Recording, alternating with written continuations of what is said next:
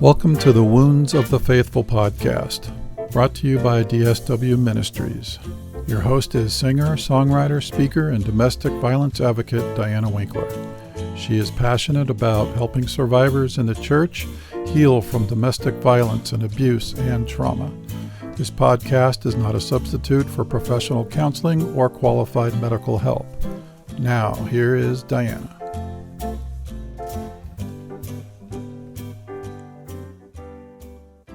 Yes, I am your faithful podcasting friend, Diana, here to help you heal from all kinds of trauma. I tried to provide you as many resources as I can, personal stories, and tools in your healing journey. Now, I have a variety of guests. I introduce my next guest with the recent climate regarding police officers. I wanted to make it very clear to my listeners that I will not put up with any backlash or nasty comments about me or my guest appearing on the show.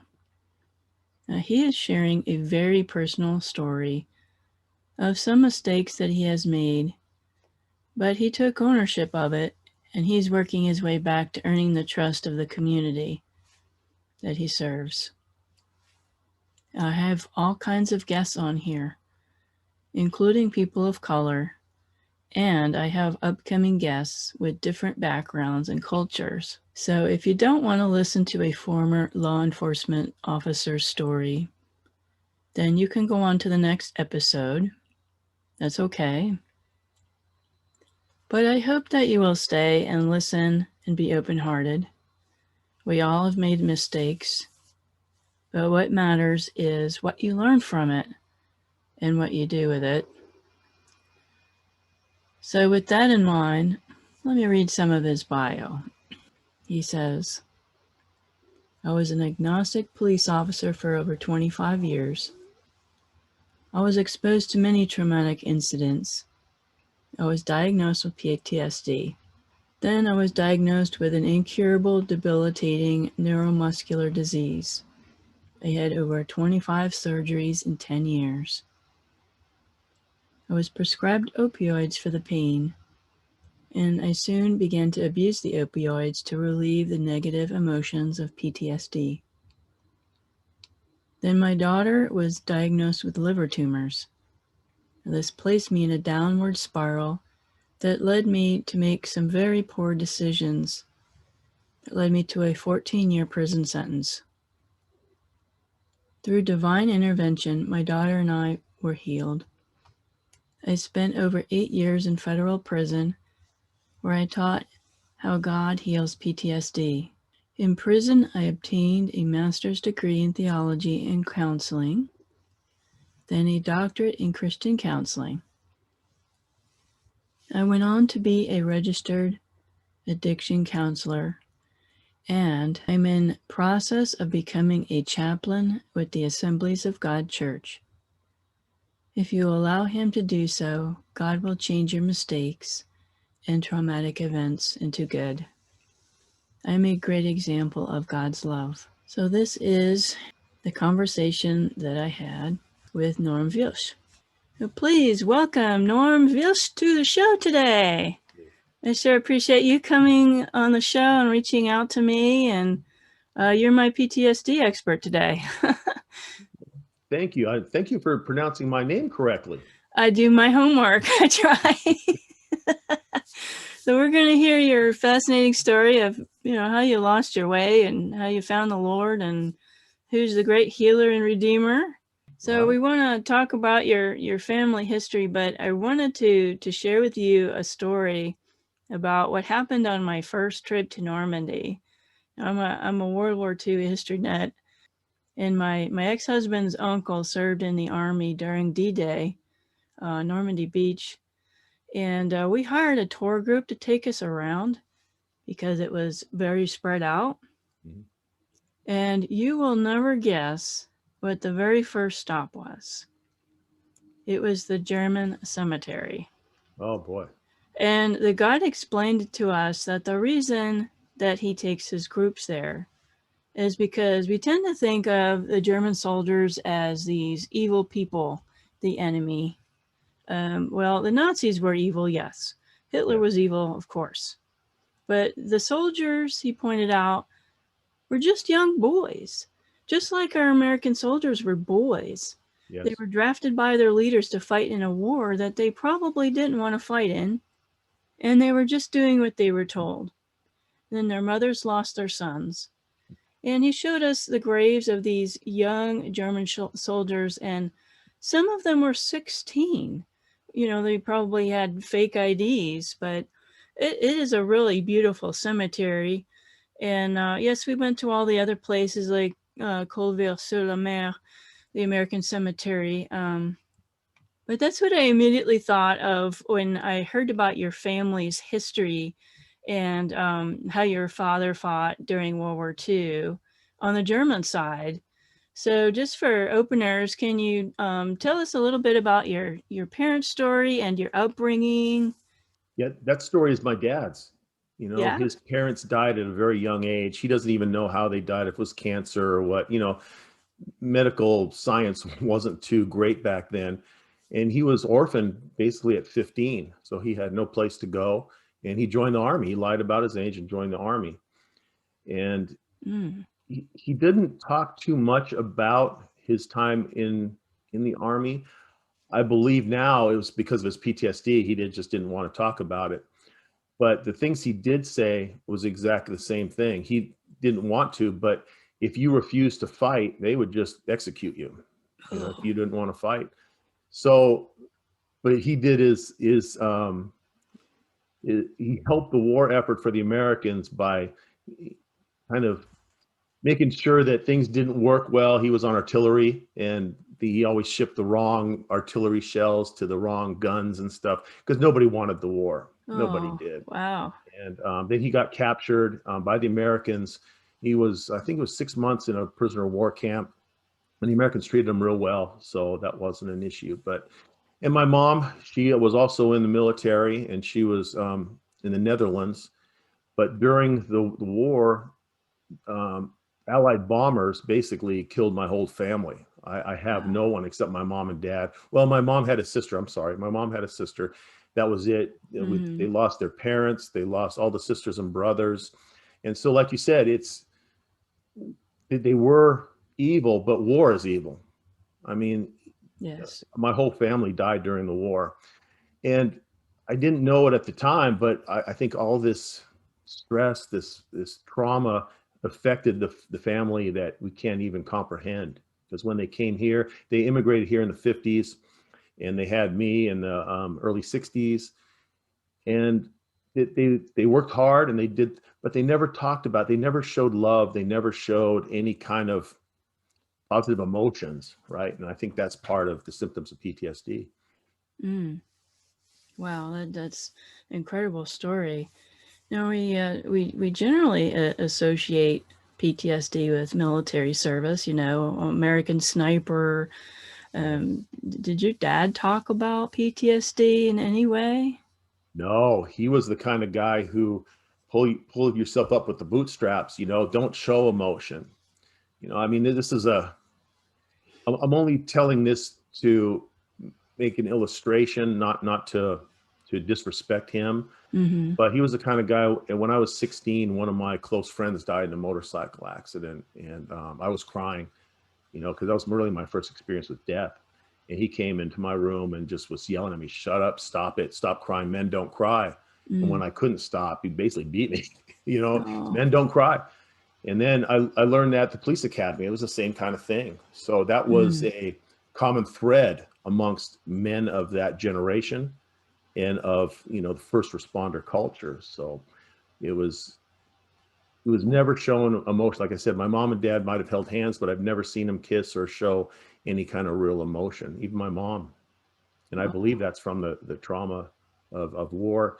But the trauma from war is the same as we can experience here, say, being a victim of a crime, a violent crime, or just being threatened by somebody. I mean, these are the same things. When you see something that's life-threatening, it can really affect you the rest of your life. Yes, exactly. Now, we're going to talk about first responder PTSD today. Can you define what the difference between first responder PTSD is and how it is different from like a war combat zone PTSD? Well, I believe there is no difference because you see the same things, right? When you're deployed in a combat zone, you see horrific things. You see killings and shootings and children that have been killed, and you may even have to do some killing yourself. So that's only in a short time distance, right? I mean, there's been guys that have been deployed, 4 or 5 times, but those deployments are generally 6 months. First responders, police and fire, even ambulance drivers, and even trauma room doctors, they see this during a whole career, 25, 30-year career. So it's cumulative. And they see the same things. I've seen many, many children killed. I've been involved in shootings. Thank God I've never had to shoot myself. But I've seen people die in shootings. I've seen people just shot and wounded. Suicides that are just horrific scenes. Car crashes that are horrific scenes. Trains versus pedestrians. I mean, these crime scenes or these death scenes stick with one forever. I mean, I still see every single one of them. When I close my eyes, I can picture every single one of them in vivid detail. Wow. And they keep you up at night, I'm sure. Yeah. So we're going to talk about you have a genetic neurological disease and you've had it for 30 years. Wow, that's a long time. Can you tell us about the trials and challenges that you've had with that disease? Yeah, about when I was 39 years old, I was diagnosed with peripheral neuropathy. What would happen? I'm not a diabetic, so it's a rare. I shouldn't say rare, but it's uncommon for people to have neuropathy when you're not a diabetic. What was happening with me was I was developing these huge blisters or ulcers. They're actually ulcers. They're big quarter-sized holes in your feet, and they weren't healing. And so when I went to the doctor, that's when I was diagnosed. And then they did some genetic testing and found that I had another disease, which is called Charcot-Marie-Tooth disease. So the peripheral neuropathy deadens the nerves in the extremities. The Charcot-Marie-Tooth disease deadens the muscles in the extremities. So like for instance, I don't know if you can see my hands, they're all curled up. Yeah. And that's part of it. So I have no grip. So at 39, I started having some surgeries. At about 42, 43, I lost the strength in my hands. So buttoning buttons is impossible. I can't button buttons. My wife had to sew Velcro into my shirts and into my pants so that I could use the Velcro instead of the buttons. Smart lady. Yeah, and I'm sorry, my allergies are killing me. I think that triggered my PTSD because I had been an officer for about 12, 13 years at that point. And what I've learned is that it doesn't lay dormant, but this was triggered by the trauma of all these surgeries. I had 30 surgeries in 10 years. So I found myself being real depressed. I was depressed for years, for 2 or 3 months at a time. I would just, whine and lay on the couch and eat. It was crazy. And my wife saw that and she basically told me, you need help. And of course, in the first responder culture, we don't want to seek help because it's a sign of weakness. And that's in the military also, in the doctors, all first responders are the same. It's a warrior type culture where you got to be strong. You've got to go out there and face whatever your job is and do it. You can't sit there and cry. I remember this one time when I had to give a death notice to this lady. It was about 3 o'clock in the morning and her son had been killed in an accident somewhere else. And, I was with another officer and we gave her the notification. I started to cry with her, and we sat down and we hugged and, I got her all the help. But when I left, the other officer was laughing at me, so what do you do? I said, well, this hit me hard, so we can't seek help. That was one of the things when I got arrested, my judge said, well, you just go seek some help. It's not that easy, because once another first responder sees that you're weak, or I shouldn't say sees, perceives that you're weak, then they won't work with you anymore. First of all, they don't trust you. And then they think that you can't handle your job and they don't want to be around you. So it's a very difficult situation for first responders. That's why there's such a high suicide rate. And then in retired officers, police officers, there's a huge suicide rate. It goes, just jumps up exponentially. So the culture needs to be changed. And I hope someday maybe we can all make a slight difference and change in that. I mean, you couldn't secretly go to some professional and tell them, don't tell anybody, or it was just a mental thing. Like, I don't want to admit that I need help. Yeah, that's exactly right. I can do this, hey, I'm a man, I can handle it. I'm a warrior, I can handle it. Or just, hey, I'm a cop, I can handle it. Because these first responders, like police and fire, it's not a job, it's an identity, right? And that's what makes this so difficult, is because you're just not, Norm the cop down the street. I mean, Norm the neighbor down the street. You're Norm the cop down the street. And once you lose that identity, then it's hopelessness sets in, because that's all you know what to do. And that's who you are. It's not what you do, it's who you are. And that's the big problem. So those kind of attitudes certainly come into play when you're given medication and sleeping pills to deal with what you would say anxiety and the pain of your disease. So that's a slippery slope. I work in the pharmacy industry, so you were addicted to C2s, is that right? Yeah, what happened was, during the surgeries, doctors kept filling these prescriptions for opioids, Percocet, all these painkillers. And I didn't feel anything, right? My neuropathy had been to a point where I don't have any feeling in my feet at all. So that was just stacking up. And then eventually, I think it was somewhere around 2002, 2003, I started having these bad nightmares. And the nightmares were about work, were, the deaths, some shooting scenarios, some violent other scenes. And I was having a difficult time handling it. I would be up all night, afraid to go to sleep sometimes, So one of my friends said, hey, go get some Ambien and that'll help you. And Ambien helped me get to sleep, but wow, it made the it makes your dreams so very vivid. Yes, very horrible. vivid. Same thing Horrible. with some of the drugs used for quitting smoking. They give you terrible nightmares, so I can understand that. And so what happened was, I was still working at the time, but I had been promoted to it's the equivalent of a lieutenant, and I was running a narcotic task force.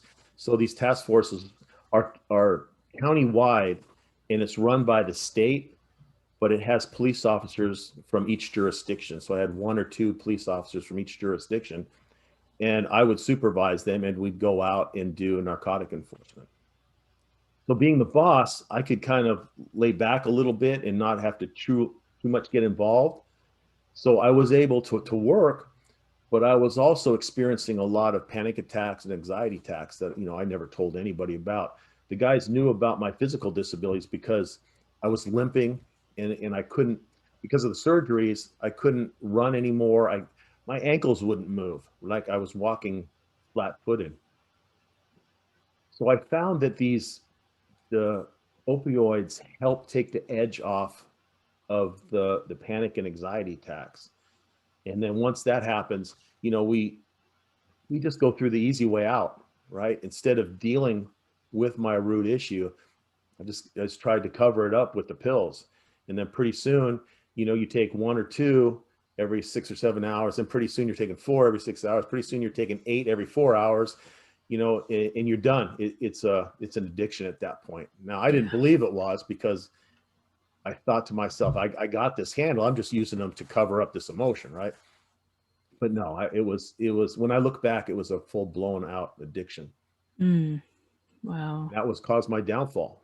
You know, in the addicted mind, that's the downfall.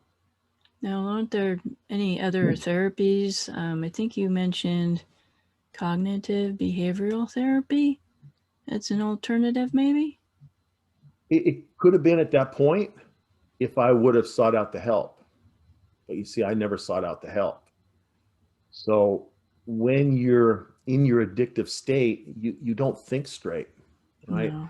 And so what was going on was an ongoing problem. I couldn't, my hands got so bad, it got difficult to manipulate or handle my weapon. Yeah. So I really, truly couldn't defend myself. Looking back now, I was stupid, right? And I put other people in danger because of my macho ego, issues. How in the world did you hide that? It was just staying in the back, hiding out, lying, doing a lot of lying, like going to the range and not shooting as well as I used to. Oh yeah, I'm getting a little bit arthritis in my hands, or I hit my hand with a hammer working the other day, and because I was well respected at all the agencies around here, they either believed it or just turned their head around, and didn't want, because we don't want to see other police officers illnesses or diseases, because we believe then that it could happen to us, right? The same thing about an officer's death. When that happens, on-duty death, we come to grips with our own mortality, right? And that's very difficult to do.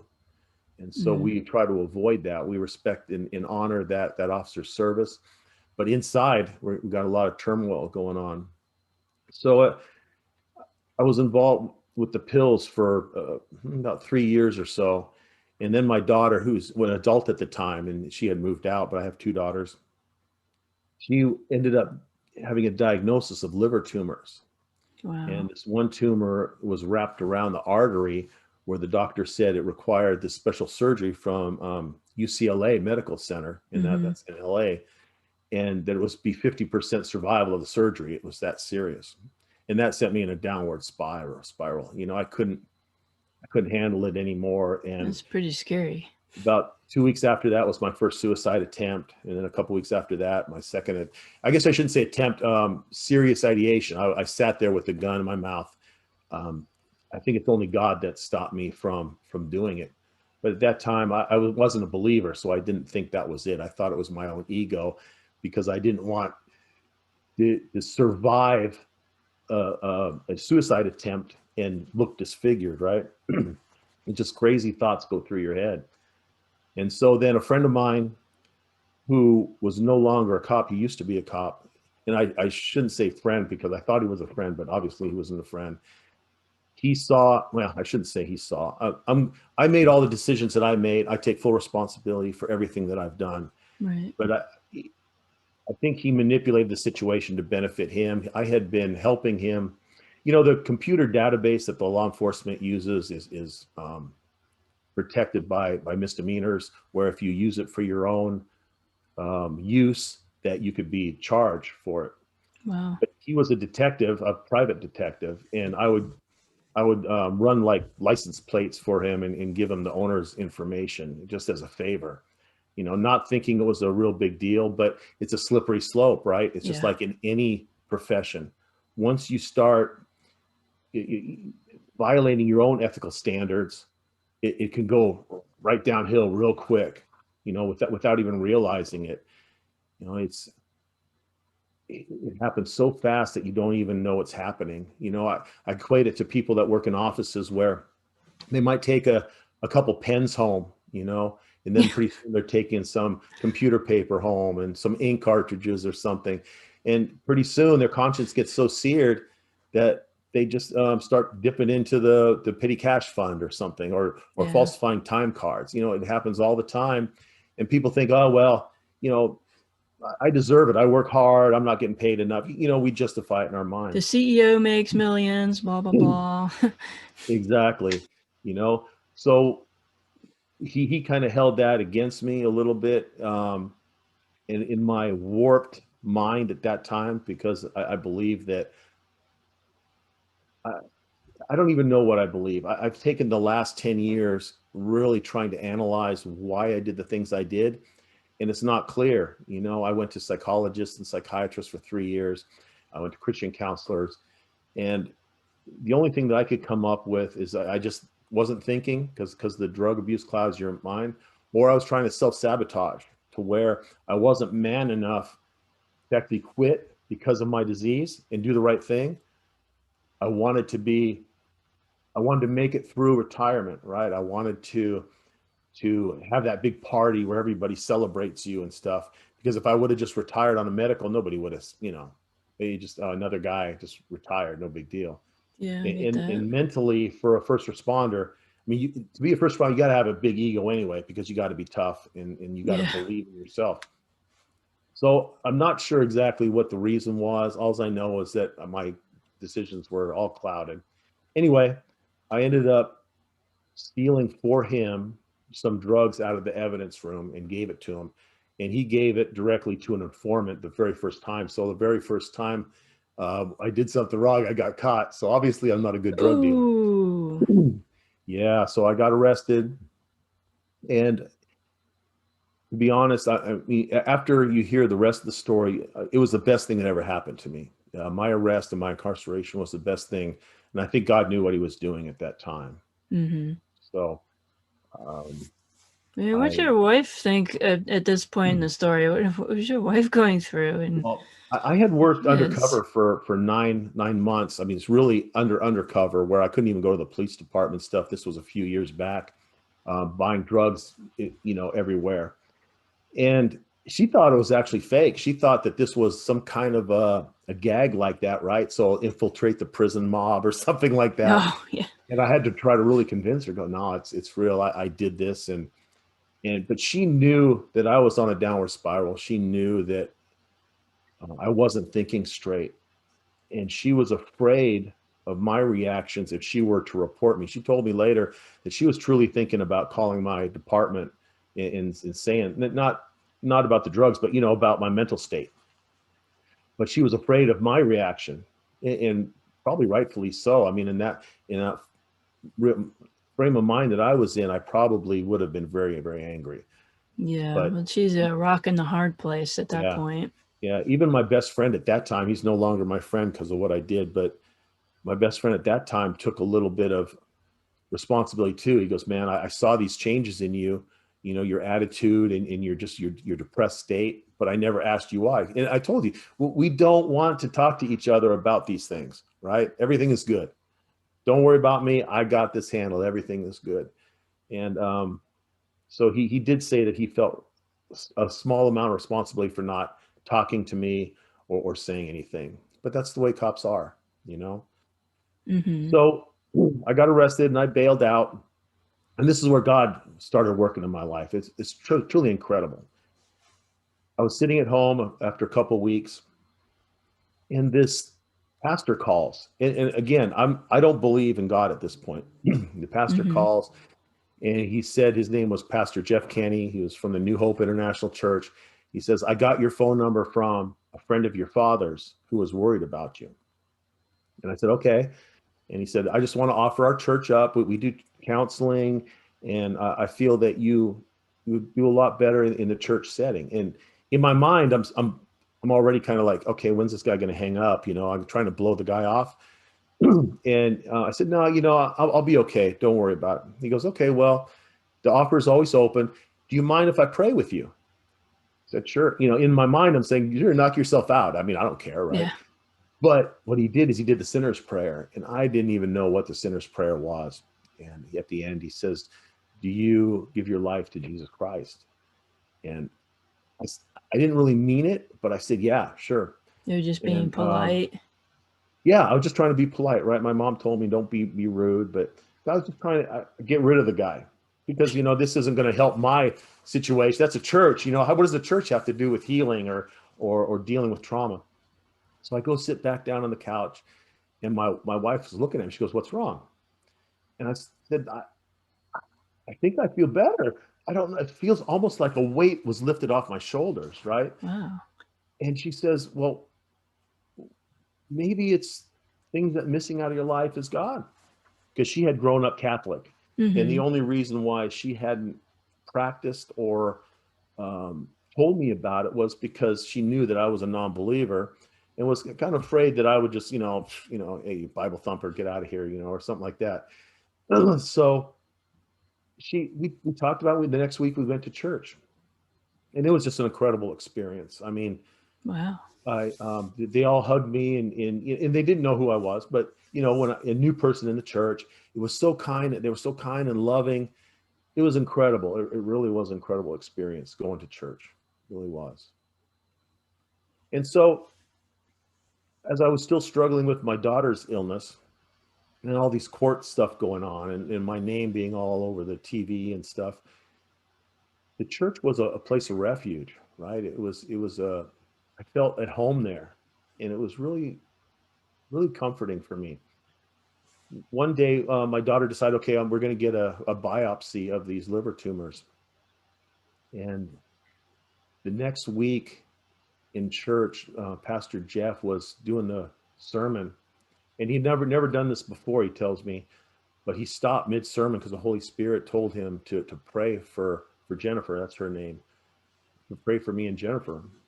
So he stopped the sermon right in the middle of the sermon, and he prayed with the whole congregation for my daughter's healing. It was incredible. I mean, I was crying my eyes out. So the next week she got a biopsy. Everything went well. A few weeks later, we went to the doctor, and the doctor showed us the new scans that she had, and there was not a liver tumor on there. She said it's total normal liver tissue. That is crazy. I was mad because I thought that he had misdiagnosed it. And I didn't really blame my daughter, but I knew that was like the last straw. So I started yelling at the doctor saying, you misdiagnosed, you don't know what you did to my life, blah, blah, blah. And no, he showed me the diagnostic and a second opinion from UCLA. Mm-hmm. And it said, yeah, these were liver tumors. He showed me the two scans. And that's when it kind of hit me. I can't describe it. It was so awesome feeling. It was like the Holy Spirit came upon me, right? It was like all of a sudden it hit, yeah, wham, right? And all of a sudden I believed in God. I mean, I wasn't sure during that 4 weeks of being a baby Christian, but now I knew that there's a loving, kind God out there because he healed my daughter. And she has not had any trouble with that since. And she's since had 2 children, and it is so awesome. I'm in the medical community. I've never heard a story like that. Oh, that is crazy. And I wish these stories would come out more because maybe people would believe. So anyway, then after that, I got sentenced. They sentenced me to 14 years in prison. And they promised to keep me in California, but of course they didn't. They sent me to Fort Worth, Texas. Ugh. And when I went to Fort Worth, Texas, I was really mad again because they sent me so far away. But you see, God has a plan. We want to do things our way, yeah, exactly. But God has a plan. So the second day I was there, I went to the church. Right away, they offered me a job. They said, hey, you want to work here? Everybody in prison's got to work. And I started learning about the Bible, right? That's when I really started to study the Bible. And a seminary was there, Tyndale Seminary from Texas was there, and they did classes in the prison. So I used those classes, ended up getting my master's degree in theology and counseling. And then another guy came from LA. He was a LA police officer, and he was there. And he showed me the works of Elijah House in Idaho. I don't know if you've heard of them, but I've heard of them, but they're great healing ministry. And we ended up reading the books and stuff, and he knew a little bit more about it. But when we worked together, we worked out I expanded on a lot more in my book that's coming out, but it's like, I call it a spiritual cleansing, right? You got to forgive who you've got to forgive, ask for forgiveness. You got to stop the judging. You got to stop the anger and the frustration, the resentment. It's like cleaning out the house, right? And then that's when you begin that healing process. So we did that, and this whole time that I was in Fort Worth, I was going to psychologists there because of my severe PTSD, and there was no healing there. All secular, well, I shouldn't say all, But the majority of the secular counselors, all they can really do to help you is to provide you with coping mechanisms to help you cope with the PTSD symptoms, right? But God heals. You know, God, if you follow the biblical principles and rules and laws, God heals. And I believed he truly healed me, just like he healed my daughter. And then after that, they sent me to Lompoc prison, which is near Santa Barbara. That's where I ended up getting my doctorate degree in Christian counseling. And I ended up going through a 2-year program through the community college to get my addiction counselor certification. And then when the COVID hit, because of my pre-existing issues, they let me out and to come home. Now I'm still on home confinement. I wear an ankle monitor, but I'm allowed to go to work and I'm allowed to go to church. And basically that's basically about it. Go to the doctor. So I got a job in a men's recovery center, and I'm an addiction counselor right now. And I finished my book, which is Christ-Centered Healing of Trauma. And that's going to come out in like September. And I really hope that the biblical principles that I present will heal or help heal a lot of people, because I've noticed that we all need healing. And that was the best thing that happened to me in prison was I realized why people do things they do. As a cop, you don't know why people commit crimes. You just think they're criminals. But 99% commit crimes for some underlying root cause issue, right? Either they've been traumatized as a child, or something happened in their later life that caused them to do dumb things, make poor decisions, and most of it's drug addiction. And the main reason for drug addiction is negative emotions. We're all just trying to heal our negative emotions. Pills are the easy way. Excuse me, I'm sorry. Pills are the easy way, because looking at your own self-analyzing or looking into your traumas is traumatic, is not fun. No, it's not. So that's why we do the things we do, and not giving them excuses, but people don't know. You know, like God says, we are destroyed for lack of knowledge. You know, so that's what my book is all about. But it's really God. God moves so much in my life. It's incredible. It really is incredible. I mean, I only did 8 years of a 14-year sentence. My family stuck with me. My kids are still here. God bless your family. Yeah, I'm reconnecting with my grandkids or meeting the new ones. I just babysat 2 of them last night.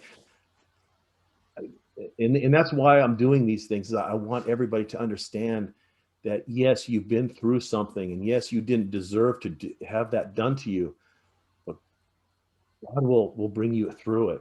All you have to do is love him, and God's going to make things right. And he's going to use that trauma to help other people in the future. I truly believe that. Now, I wanted to circle around when you said about, the psychiatrist, psychologist, and Christian counseling.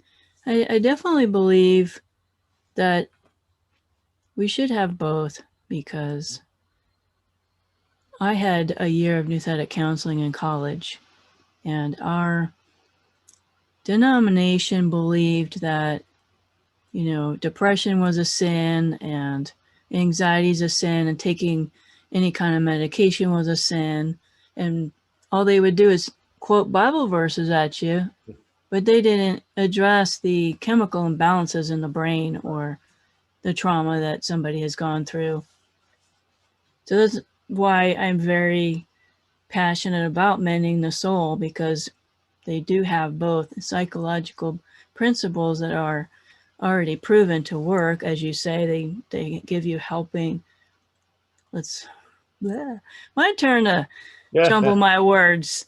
They give you coping mechanisms and have you recognize what it is that you went through. But you also need the Lord, because trauma and abuse affect how you perceive God, as you already know. And yes, I think you can heal to a certain extent without God, but I think you're going to be limping around, in crutches. I think for Exactly. a full, complete healing, as the Lord is a great physician, is you have to have both. You can't just go to a shrink or a psychiatrist and just deal with the physical part. You also need the spiritual aspect, the soul. Your soul has been damaged. Your soul has been put through a blender and hit frappe. So No, I you're exactly definitely. right. And that's what I recommend is to have a complete physical done too, because there are chemical imbalances that can cause this. It doesn't need to be a spiritual wound, but for the rest of us that don't have that, you're exactly right.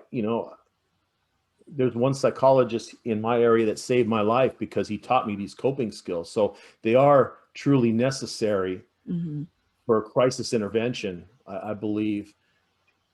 But we can talk about our trauma for weeks and years and multiple years, but without God, I don't think we can truly heal. And like you said, yes, we can make it through life, and we could use those coping mechanisms and coping skills to avoid whatever triggers us, or to make it through life. But to truly feel that peace and joy that only God can bring, I think that's where the spiritual component comes in. Yes, and I've seen many people come through the journey of healing, and I mean, even in 18 weeks that my group meets, you can see the transition. It's a visible difference. Like your wife noticed when, even though you said the prayer and you kind of didn't mean it, your wife noticed something was, hey, something's different about you. There's a visible difference when God's in play there.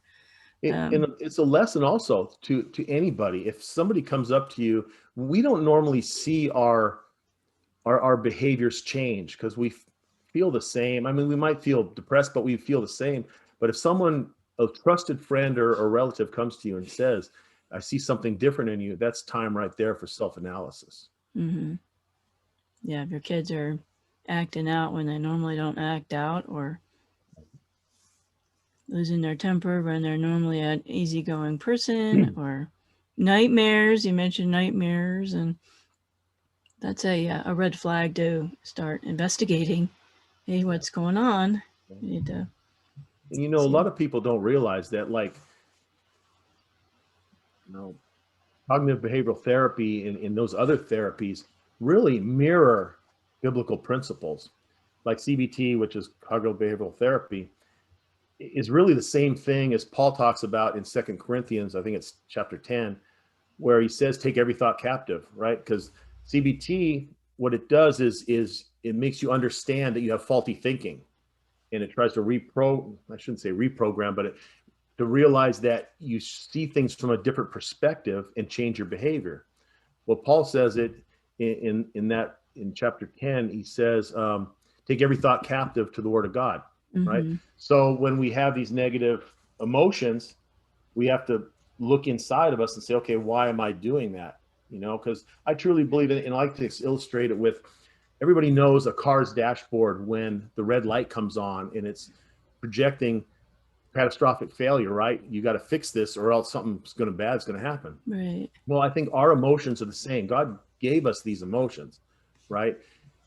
And when these negative emotions pop up, he's telling us, you need to deal with this situation. You start having nightmares on a regular basis. What's the nightmare about? We got to analyze, we got to find out, because usually if we can change our perspective from an inward perspective to a more godly perspective, we can begin that healing process. And I think that's truly important. We don't need to live with these negative emotions.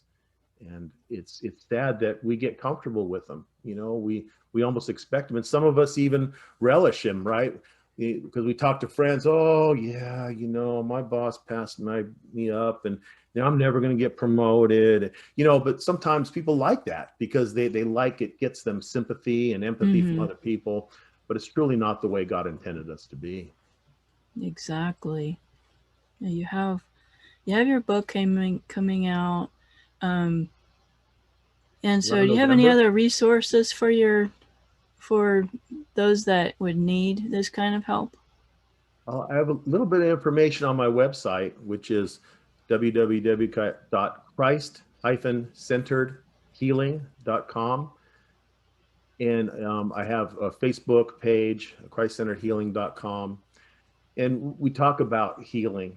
I put some videos up, but I haven't done them lately because I've been working so much at the recovery center. But it's really important. If there's anybody that's really suffering right now, I'll be more than happy to help. Just email me, and then maybe we could talk. It's important to heal. You know, we don't need to be going through these negative emotions. And I'll help whoever is, and don't have to be a first responder or anything. If somebody's truly going through some difficult times, I'll be more than happy to help.